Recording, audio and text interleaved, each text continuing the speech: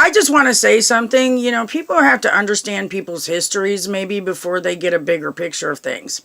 I went a course in my life where, see, my mom was over my medical stuff, and she had the doctors randomly drug drop me just so that she knew what I was up to, because she was over my stuff like that.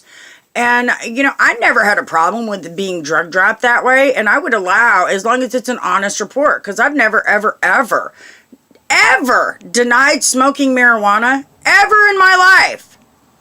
And they know I've been honest about not doing other drugs. So, because of those drug drops. And I've got, Bessie Joyner has a box. I know she didn't get rid of it because she keeps everything.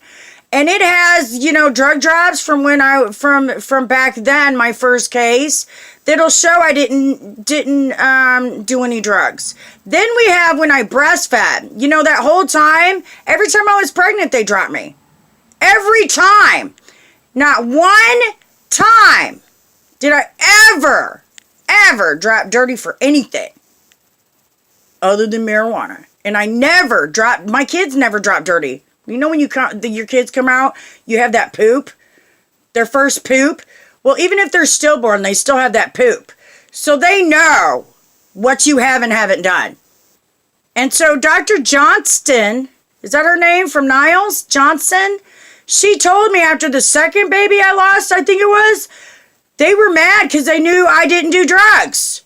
Imagine that. The police knew. So, we have a problem here. Imagine that. Not for me, because my daughter's going to come home.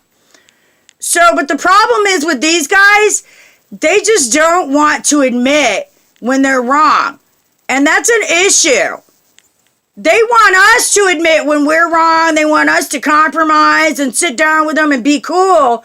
But now that they're wrong and obviously slap in the face ridiculously stupid wrong, they don't want to man up and just give me my kid. And that's a problem. A huge one that needs to be resolved within the system.